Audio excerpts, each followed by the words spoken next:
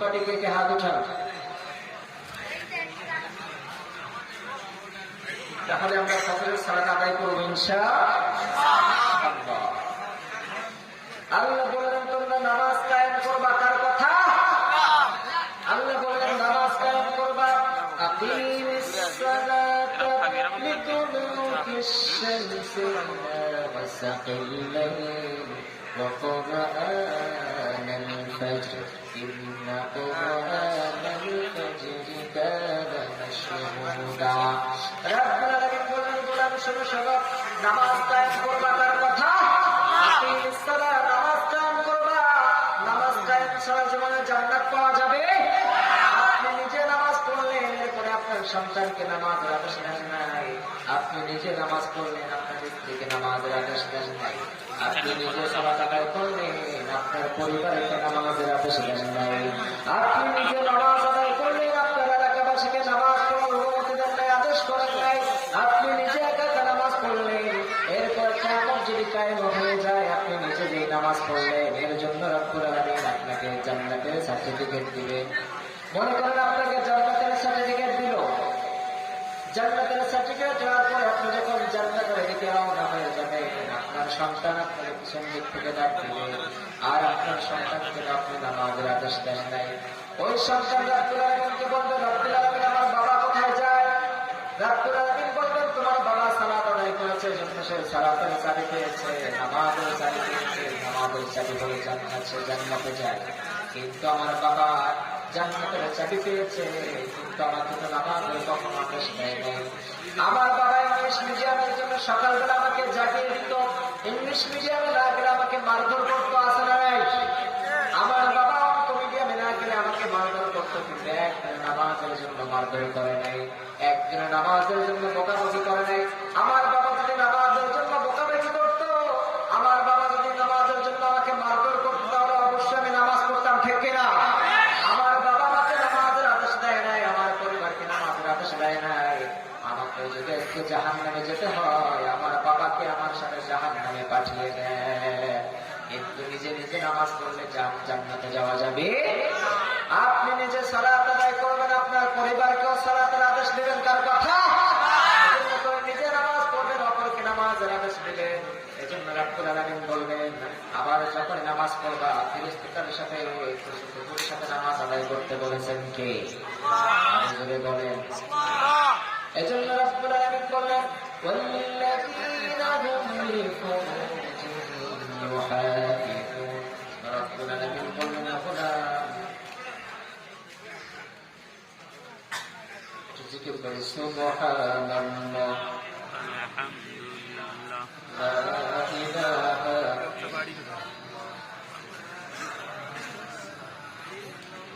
লা ইলাহা ইল্লাল্লাহ মুহাম্মাদুর রাসূলুল্লাহ সাল্লাল্লাহু। এজন্য রব্বুল আলামিন বলেন তোমরা সালাত কায়েম করবা, সালাত আদায় করবা। আবার সালাত যখন আদায় করবা, ধীরস্থতার সাথে আদায় করবা।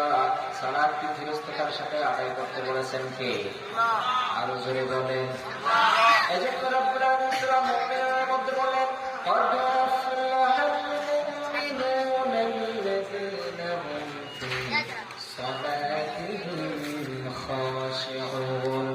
রব্বুল আলামিন বলেন সফল হয়েছে মুমিনরা, সফল হয়েছে তারা ঈমান এনেছে যারা, ঠিক কিনা?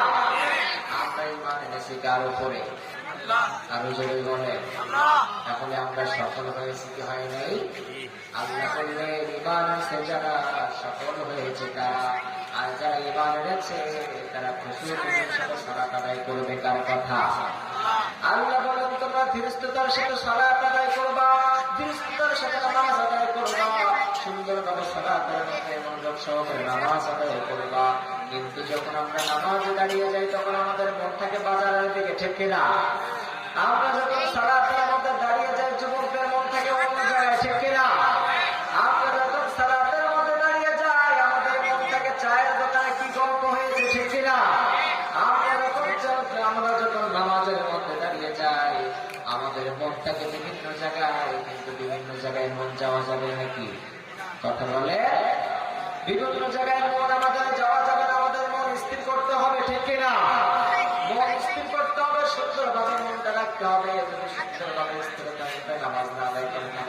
কবুল হবে নাকি? কথা বলেন নাকি? আপনি মনে করবেন এই নামাজটা আমার জীবনের শেষ নামাজ, ঠিক কিনা? যদি আপনি মনে করতে পারেন এই নামাজটা আমার জীবনের শেষ নামাজ, তবে নামাজের মধ্যে ধীরস্থিরতা আসবে, ঠিক কিনা? আপনি তো মনে করেন মরণের কোনো গ্যারান্টি আছে নাকি? কথা বলেন নাকি? যে কোনো মুহূর্তে যে কোনো সময় আপনার সামনে আজরাইল আসতে পারে কি পারে না? কথা বলেন নাকি? রাত 12টার সময় আজরাইল আসতে পারে কি পারে না? আপনি এখান থেকে জলসা শুনে ঘুমাতে গেলেন, রাত 3টার সময় যদি আজরাইল আসে করার কিছু আছে নাকি? কথা বলেন নাকি? আবার এমন হতে পারে এখানে আশিকুল্লাহ কিছুক্ষণ আগে আলোচনা করে দিয়েছে ফজরের সময় মুয়াজ্জিনের জবান থেকে শুনতে পাবে আশিকুল্লাহ দুনিয়া থেকে বিদায় হয়েছে, হতে পারে কি পারে না? কথা বলেন নাকি? এখন মরণের কোনো গ্যারান্টি, মৃত্যুর কোনো গ্যারান্টি নেই। যে কোনো মুহূর্তে যে কোনো সময় আমার মওত হয়ে যেতে পারে, মরণ হয়ে যেতে পারে। এজন্য রব্বুল আলামিন বললেন সুন্নাহ ইলাইনা তুরজাউন, সমস্ত মানুষ ছিলেন একজনের দিকে তিনিতে। এজন্য করে আমরা প্রত্যাবর্তন চিন্তার দিকে অবশ্যই আমাদের মৃত্যুর সাথে সাক্ষাৎ হয়ে যাবে, মৃত্যুর সাথে মোলাকাত হয়ে যাবে। অবশ্যই আমাদের সাথে আজরাইলের সাথে সাক্ষাৎ হবে। একজন হাফেজ যার আজরাইলের সাথে সাক্ষাৎ হবে না, বলতে পারবেন নাকি? কথা বলে একজন যার সাথে আজরাইলের সাথে সাক্ষাৎ হবে না। সবাইকে আজরাইলের সাথে সাক্ষাৎ করতে হবে, সবাই আজরাইলের সাথে সাক্ষাৎ করবে। আমরাও সবাই আজরাইলের সাথে সাক্ষাৎ করবো কি করবো না? কথা বলে সবাইকে আজরাইলের সাথে সাক্ষাৎ করতে হবে, আমাকেও করতে হবে, আপনাকেও করতে হবে। এজন্য মরণের কোনো গ্যারান্টি নাই। যখন আমরা নামাজের মধ্যে দাঁড়িয়ে যাবো মনে করবে এই নামাজটা আমার জীবনের শেষ নামাজ। মনে করতে পারবে? মনে করতে পারবে? মনে করতে পারি না আমরা এই নামাজটা আমার জীবনের শেষ নামাজ। আচ্ছা, যদি আপনাকে বলা হয় যে আপনাকে রাতের সময় ফাঁসি দেওয়া হবে, ফাঁসির আগে আপনার মনের আশা কি? তো মনের আশা একটাই থাকবে যে আমরা 2 রাকাত সালাত আদায় করতে চাই, ঠিক কিনা? কথা বলে আমার কথা বুঝতেছেন? হ্যাঁ, আমার কথা বুঝতেছেন? আপনাকে যদি বলা হয় আপনার রাত 12টার সময় ফাঁসি, বা এখন কয়টা বাজে?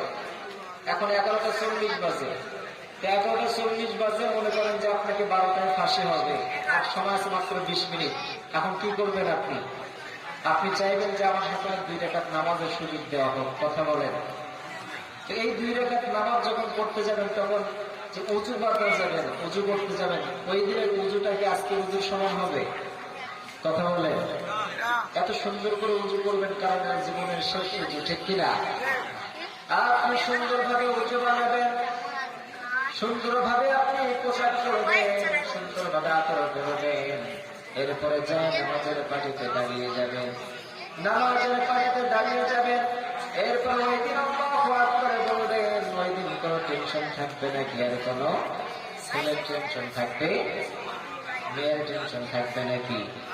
কথা বলে কারোর টেনশন থাকবে না। আপনার সন্তানের কোনো টেনশন নাই, ছেলের কোনো টেনশন নাই, মেয়ের কোনো টেনশন নাই, আত্মীয় স্বজনের কোনো টেনশন নাই, বন্ধু বান্ধবের কোনো টেনশন নাই। আপনি তো জানতে পারতেছেন কিছুক্ষণ পরে আমার তো ফাঁসি হয়ে যাবে, ঠিক কিনা? আপনি ওই দিনের রুটিটা কেমন ভাবে বানালেন? ওই দিনের আপনি নামাজের মধ্যে যখন দাঁড়িয়ে যাবেন সূরাতুল ফাতিহা তেলাওয়াত করবেন। এরপরে রুকুতে চলে, এরপরে আরেকটা সূরা মিলাবেন, এরপরে রুকুতে চলে যাবেন। এরপরে সিজদায় যাওয়ার পরে দুনিয়ায় যত পাপ করেছিলেন সব পাপ আপনার মনে আসবে, ঠিক কিনা? অনেক অন্যায় করেছি, অনেক গুনাহ করেছি, অনেক অন্যায় করে ফেলেছি। 2 চোখের পানি আর ধরে রাখতে পারবেন নাকি? কথা বলে 2 চোখের পানি ঠেকে রাখতে পারবেন না, আটকে রাখতে পারবেন না। 2 চোখের পানি পড়তেই থাকবে। 2 চোখের পানি দিয়ে আপনার দাড়িগুলো ভেজে যাবে, বুকটা ভেজে যাবে, যাই নামাজ ভেজে যাবে। এরপরে আপনি রব্বুল আলামিনের কাছে বলবেন, রব্বুল আলামিন অনেক পাপ করে ফেলেছি, অনেক অন্যায় করে ফেলেছি, রব্বুল আলামিন আমার জিন্দেগির গুনাহগুলো মাফ করে দেয়, ঠিক কিনা?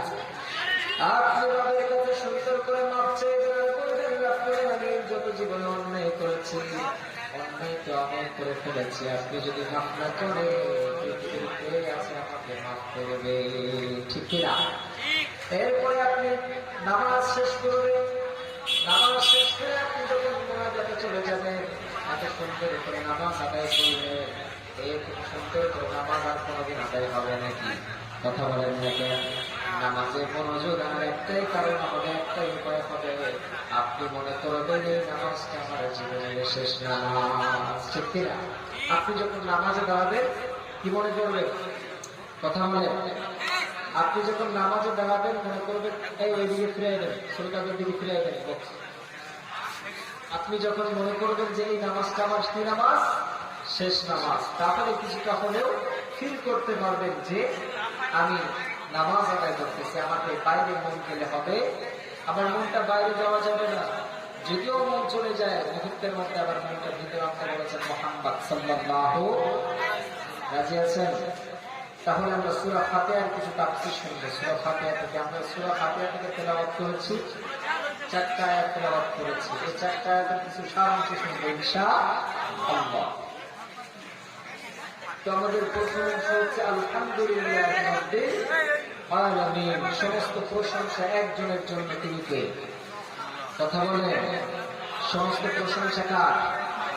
কথা বলে, সমস্ত প্রশংসা আল্লাহ তাআলার জন্য, যে গোটা পৃথিবীটা সৃষ্টি করেছেন। আলহামদুলিল্লাহ, প্রশংসাটা আমি, কারণ প্রশংসা পাওয়ার মালিক তো তিনি, যিনি আমাকে এত কিছু দিয়েছেন, এত কিছু দান করেছেন, এত কিছু যে দিয়েছেন, এর কিছু অভাব আপনার যা দিয়েছেন সবকিছুর নিয়ামতের শুকরিয়া আদায় করে শেষ করতে পারবেন? কথা বলেন। এই যে বাসটা কেমন হচ্ছে যেন মাইকে, শব্দটা কেমন যেন একটু বাজে বাজে মনে শব্দ কি হচ্ছে? হচ্ছে এটা ঠিক করে। সাউন্ড সিস্টেম আমি প্রথম থেকেই ভালো পাচ্ছি না, কি যে হচ্ছে। যদি সাউন্ড সিস্টেম ভালো না হয় তাহলে শুরুটা শুনবে কেন্দ্রে ভাই। সাউন্ড সিস্টেমটা একেবারে সুন্দর করতে হবে। এই যে সাউন্ড সিস্টেম একদম 2 নম্বর সাউন্ড সিস্টেম, হয়তো কাজ বোঝে না, সাউন্ড সিস্টেম ভালো কাজ বোঝে না।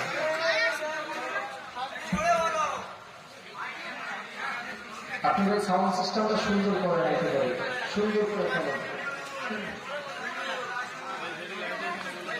সাউন্ড সিস্টেমটা সুন্দর করে শেষ হবে। কথা বলেন, কে বলে শেষ হবে না?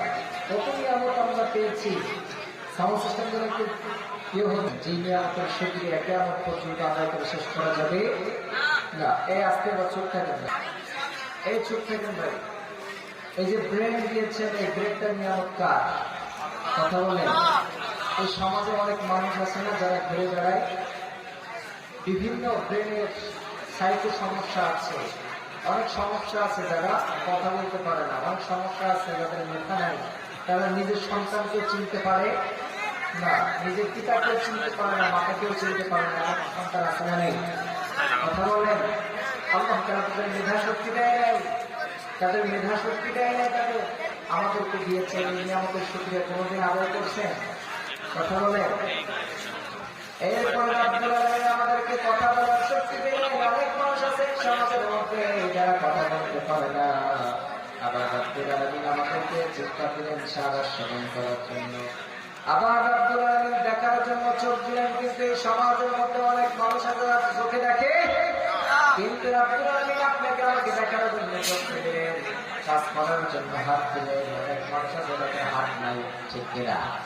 আবার অনেক মানুষ আছে যাদের পাও নাই, কিন্তু রাব্বুল আলামিন আমার এত কিছু নিয়ামত দান করলেন, আমার মেধা দিলেন, দেখার জন্য চোখ দিলেন, খাওয়ার জন্য জিহ্বা দিলেন, দাঁত দিলেন, দেখার জন্য চোখ দিলেন, কথা বলার জন্য জবান দিলেন, এরপরে কাজ করার জন্য হাত দিলেন, হাঁটার জন্য পা দিলেন। কত নিয়ামত রাব্বুল আলামিন আমাদেরকে দিলেন, নিয়ামত দ্বারা সাজালেন, ভরপুর করলেন। এই নিয়ামতের শুকরিয়া যদি কিয়ামত পর্যন্ত আদায় করেন, বিশেষ করা যাবে নাকি? কথা বলেন না কেন? এজন্য রাব্বুল আলামিন বলেন, লাইন শাকারতুম লাযিদান্নাকুম ওয়া লাইন কাফারতুম ইন্না আযাবি লাশাদীদ। রাব্বুল আলামিন বলেন, কোরআন শোনো, আমি রাব্বুল আলামিন তোমাদেরকে নিয়ামত দিলাম, নিয়ামত পাওয়ার পরে যদি শুকরিয়া আদায় করেন, রাব্বুল আলামিন তোমার নিয়ামতটাকে বাড়িয়ে দেবো কার কথা? আর নিয়ামত পাওয়ার পরে যারা শুকরিয়া আদায় করবে না, আমি রাব্বুল আলামিন আযাবিল শাদীদ, তাদের কঠিন আযাবের মধ্যে গ্রেফতার করবেন কে? এজন্য করে নিয়ামতের শুকরিয়া আদায় করতে রাজি আছেন তো সবাই? এরপর রব শব্দের অর্থ হচ্ছে রাব্বুল আলামিন যেটা চাওয়ার ছিল, আমার প্রত্যেকটা আশা আমার চাওয়ার আগে যিনি পূরণ করেন তিনি একমাত্র রব, ঠিক কিনা? আমার চাওয়ার আগে যিনি আমার আশা পূরণ করেন তিনি কে? রব শব্দের অর্থ হচ্ছে আমার চাওয়ার আগে যিনি আমার আশা পূরণ করেন তিনি কে? তিনি রব। রব শব্দের অর্থ হচ্ছে তিনি, যিনি আমার চাওয়ার আগে মনের আশা পূরণ করেন। সুবহানাল্লাহ বলেন।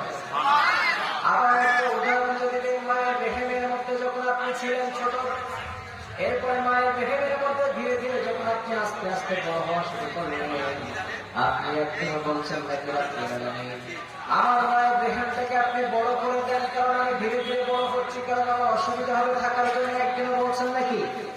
কিন্তু আপনি বড় হয়েছেন, রাব্বুল আলামিন আস্তে আস্তে আপনার মায়ের রেহেমটাকে প্রশস্ত করে দিয়েছে। আপনার চাওয়ার আগে আপনার মায়ের রেহেমটা প্রশস্ত করেছেন কে? আবার কিছুদিন পরে আপনি যখন মায়ের রেহেম থেকে ছোট্ট একটু জায়গা থেকে দুনিয়ার বুকে পদার্পণ করলেন, দুনিয়ার বুকে যখন আগমন করলেন, দুনিয়ার বুকে আসার পরে ওই মা তোমার সমস্ত মানুষরা সব আপনার খাবারের লাইনটা কেটে দিয়েছে। দুনিয়ার মানুষ কত নিষ্ঠুর, একটাই মাত্র খাবার লাইন ছিল, একটাই মাত্র নারী দিয়ে আপনি খাওয়া দাওয়া করতেন, কিন্তু দুনিয়া আসার সাথে সাথে সেই খাবারের লাইনটাও কেটে দিয়েছে। আপনি কান্না করে করে চিৎকার করে বলছেন রাব্বুল আলামিন, একটাই মাত্র খাবারের লাইন ছিল, একটাই মাত্র আপনাকে খাবারের লাইন দিয়েছেন, কিন্তু দুনিয়ার মানুষ কত নিষ্ঠুর, সে একটাই খাবারের লাইন আমার কেটে দিয়েছে, এখন খাবো কি? রাব্বুল আলামিন বলেন, গোলাম চিন্তার কোনো কারণ নেই, চিন্তা করার কোনো কারণ নাই, আমি রাব্বুল আলামিন একটা লাইন দুনিয়ার মানুষ তোমাকে কেটে দিয়েছে, একটাই খাবারের লাইন ছিল দুনিয়ার মানুষ কেটে দিয়েছে, কিন্তু আমি রাব্বুল আলামিন তোমার মায়ের বুকের মধ্যে একটা লাইন কেটে দিয়েছে, তোমার মায়ের বুকের মধ্যে দুইটা খাবারের লাইন আমি রাব্বুল আলামিন ওপেন করে দিয়েছি। এটাই হচ্ছে রব, যিনি একটা দেওয়ার পরে দুইটা দেওয়ার পরে আপনার মনে আশা পূরণ করেন তিনি কে? আরো জোরে বলে, যিনি আপনার চাওয়ার আগে আপনার মনের আশা পূরণ করেন তিনি কে? তিনি হচ্ছেন রব। এরপরে রাব্বুল আলামিন, আবার রব শব্দের অর্থ হচ্ছে আপনি এমন ভাবে মিলাবেন যেখানে প্রচন্ড শীত তাদের চামড়ার যে পোশাক হয়েছে, আবার যেখানে গরম তীব্র বেশি সেখানে প্রচুর চামড়া বানিয়েছে। আপনি যদি আফ্রিকা জঙ্গলের দিকে যান, বরফ যেদিকে পড়ে ওই দিকে প্রচুর প্রাণীর চামড়াগুলো খোলা করে দিয়েছেন কে? মোটা করে দিয়েছেন। আবার আপনি সৌদি আরবের দিকে যখন যাবেন, সেখানে উটের চামড়াগুলো পাতলা বানিয়েছেন কে? তিনি হচ্ছেন রব, যেখানে যেটা প্রয়োজন সেখানে সেভাবে ঠিক করেছে, তিনি হচ্ছেন কে? তিনি হচ্ছেন রব। এরপরে রাব্বুল আলামিন, সব জগতের একজন মালিক তিনি কে? আরো যদি বলেন তিনি কে? সমস্ত জগতের মালিক কয়জন? আরো যদি বলেন, রাব্বুল আলামিন বলেন, তাবারাকাল্লাযী বিয়াদিহিল মুলকু ওয়া হুয়া আলা কুল্লি শাইইন কাদির। আল্লাহ বলেন, গোলাম শোনো, এই পৃথিবীর সমস্ত ক্ষমতাশীল একজন তিনি কে? এই পৃথিবীর একটু ক্ষমতা পাওয়ার পরে তাদের কাছে যাওয়া যায় না, তাদের পাওয়ারের কাছে চলাফেরা করা যায় না, কিন্তু মূল পাওয়ারের মালিক কয়জন? মূল পাওয়ারের মালিক কয়জন? কিন্তু একটু ক্ষমতা পাওয়ার পর তার কাছে যাওয়া যায় না, এমন ব্যক্তি আছে না নাই? একটু ক্ষমতা পাওয়ার পর তার কাছে চলাফেরা করা যায় না, তার সাথে কথা বলা যায় না, এমন ব্যক্তিত্ব আছে না নাই? কথা বলে আছে। কিন্তু আমাদের মূল ক্ষমতার উৎস কে? আবার ইজ্জত দেওয়ার মালিক কে? ইজ্জতটাকে কেড়ে নেওয়ার মালিক কে? কত ইজ্জত পেশা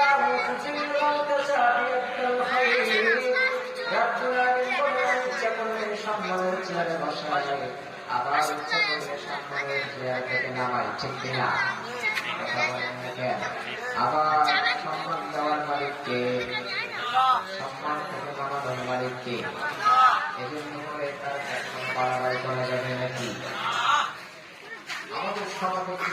পাওয়ার পরে তাদের সামনে কথা বলা যায়? কথা বলেন, একটু মেম্বার অথবা চেয়ারম্যান করে তার সামনে যাওয়া যায় না। কিন্তু আসলে মূল ক্ষমতার মালিক কে? আমাদের বাংলাদেশে দেখা যাচ্ছে ক্ষমতা নিয়ে মারামারি আছে না নেই? ক্ষমতার দ্বন্দ্ব আছে না নেই? আওয়ামী লীগ বিএনপি নিয়ে মারামারি আছে না নেই? একজন আরেকজনের উপর হামলা আছে না নেই? মামলা আছে না নেই? রাতের অন্ধকারে একজন আরেকজনকে হত্যা করে আছে না নাই?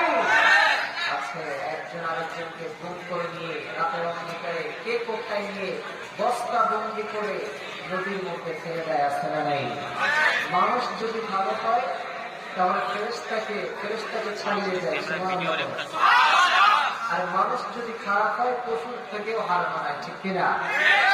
দলিল হচ্ছে বিশ্বনবী একবার মেরাজে যাবেন। বিশ্বনবী যখন মেরাজে যাচ্ছেন, সাইয়েদনা জিবরাইল আলাইহিস সালাম তার শেষ বর্ডার হল সিদরাতুল মুনতাহা। শেষ বর্ডারের নাম কি? সিদরাতুল মুনতাহা। এখানে যে বলছিল নবী আর যাওয়ার সুযোগ নাই, এটাই আমার লাস্ট স্টেশন, এটাই আমার লাস্ট স্টেশন। এখান থেকে যদি উড়ানের সামনে 1 সেকেন্ড করে চলে যায়, আমার সমস্ত পাখাগুলো ধ্বংস হয়ে যাবে, ঠিক কিনা?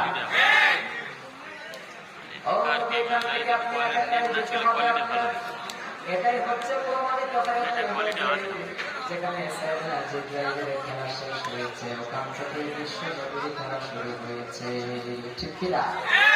মানুষ যদি দামি হয় ফেরেশতার থেকে দামি হয়ে যায়, ঠিক কিনা? আবার মানুষ যদি খারাপ হয় পশুর থেকেও হার মানায়, পশুকেও হার মানায়। কারণ একটা পশু আর একটা পশুকে হত্যা করার পরে 10 টুকরা 15 টুকরা করে বিদায় দেয় না। একটা পশু আর একটা পশুকে হত্যা করে 4 টুকরা 5 টুকরা মাথা এক জায়গায় করে পা এক জায়গায় করে ফালায় দেয় নাকি? কথা বলে মানুষ এত খারাপ আমাদের বাংলাদেশে মাথা এক টুকরা এক জায়গায় বস্তায় করে রাখে, 4 হাত পা এক জায়গায় বস্তায় করে রাখে, এখান থেকে আলাদা করে আরেক জায়গায় ফেলে রাখে, আবার এখান থেকে আরেক জায়গায় ফেলে রাখে। চেনার কোনো উপায় নেই, এমন নবপ্রজন্ম ঘটনা আছে না নেই? কথা বলে আবার রাতের অন্ধকারে একজন আরেকজনকে মেরে বস্তা বন্দি করে নদীর মুখে ফেলে দেয়। 3-4 দিন পরে, 3 থেকে 4 দিন পরে এই লাশ ফুলে ফেটে নদীর কিনারায় ভেসে ধ্বংস অবস্থায়, মুখ চেনা যায় না, সমস্ত অঙ্গ প্রত্যঙ্গ খুলে যায়, বিভৎস অবস্থায় ওঠে, ঠিক কিনা?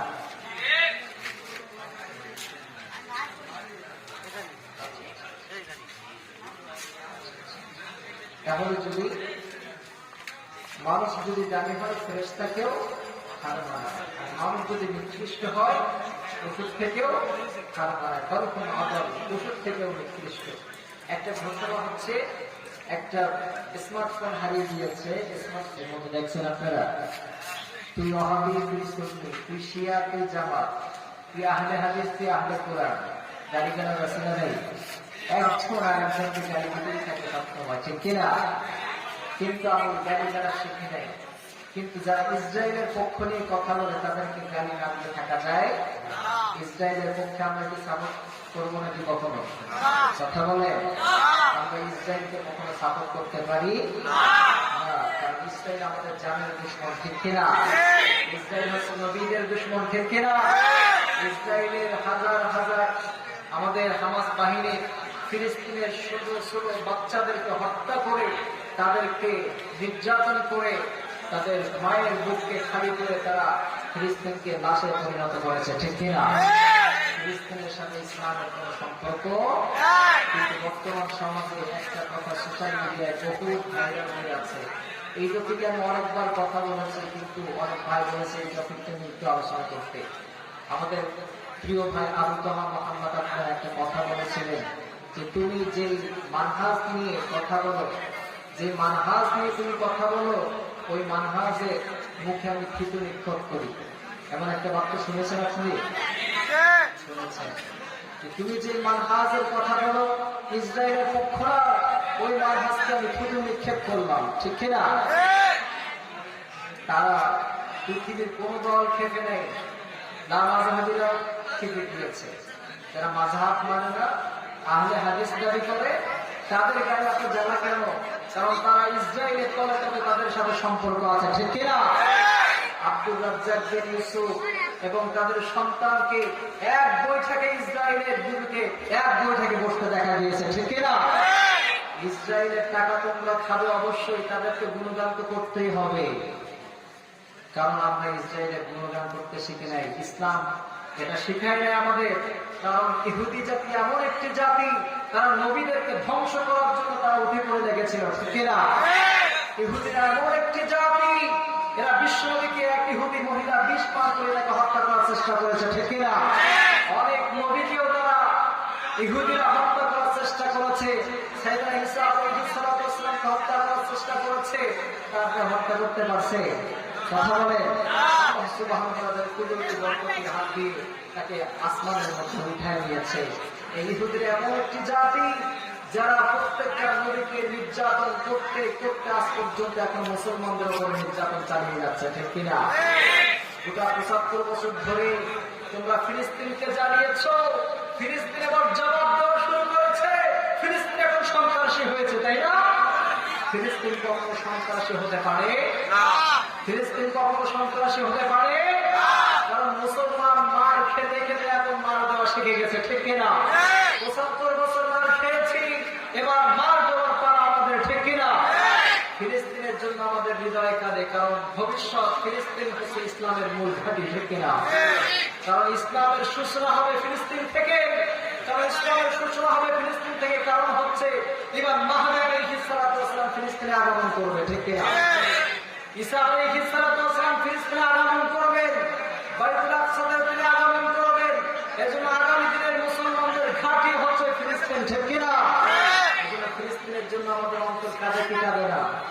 কথা বলেন, ফিলিস্তিনের জন্য আমাদের অন্তর কাঁদে কি কাঁদে না? যাদের হৃদয়ে ফিলিস্তিনের ভালোবাসা নাই তারা মুনাফিক, ঠিক কিনা? এই মুনাফিকের সাথে ইসলামের কোন সম্পর্ক, মুনাফিকের সাথে কোরআনের কোন সম্পর্ক, মুনাফিকের সাথে আমাদের কোন সম্পর্ক। আমাদের সম্পর্ক থাকতে হবে ফিলিস্তিনের মুসলমান ভাইদের সাথে, ঠিক কিনা? আমাদের সম্পর্ক থাকতে হবে হামাস বাহিনীর সাথে, ঠিক কিনা?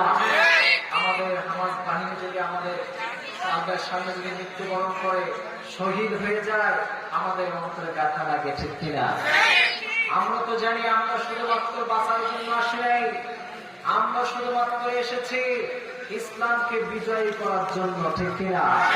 আমরা যদি শহীদ হয়ে যাই জান্নাতে দেখা হবে, আর যদি বেঁচে যাই তাহলে গাজী হিসেবে আমরা বেঁচে থাকবো, ঠিক কিনা? যতগুলো ফিলিস্তিনের শিশুরা দুনিয়া থেকে বিদায় হয়েছে, জান্নাতের ভিতরে তারা নীল সবুজ হয়ে উড়ে বেড়াচ্ছে, ঠিক কিনা?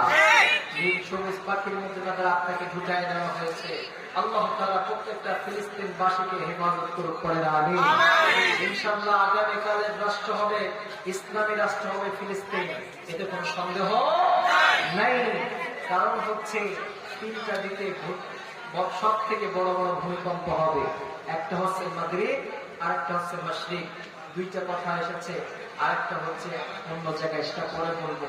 কিন্তু তাসলিম এবং মাগরিব, মাশরিক এবং মাগরিবে অবশ্যই ভূমিকম্প হবে, এমন ভূমিকম্প হবে যে ভূমিকম্পে গোটা রাষ্ট্র নষ্ট হয়ে যাবে। যে মাশরিক অর্থাৎ পশ্চিম দিকে, কোন দিকে আছে বলেন তো? পশ্চিম দিকে আছে আমেরিকা, পশ্চিমারা আছে কোন দিকে? আমেরিকা। এই আমেরিকা বলে কোন দেশ থাকবে না ইনশাআল্লাহ। আমেরিকা বলে কোন দেশ থাকবে না, এটা আমার ভবিষ্যৎবাণী নয়। ১৫০০ বছর আগে বিষ্ণুনবী এই ভবিষ্যৎবাণী করে দিয়েছে, বলেন আলহামদুলিল্লাহ। কারণ আমেরিকা বলে কোন দেশ থাকবে না, যখন আমেরিকা বলে দেশ থাকবে না তখন তুমি তার কাছে খাই নিবা। কথা বলে, আমেরিকা বলে যখন কোন দেশ থাকবে না তখন ফিলিস্তিন থেকে মুসলমানদের ঘাঁটি শুরু হয়ে যাবে। আমরা ফিলিস্তিনবাসীকে হেফাজত করি, পড়ে না আমিন।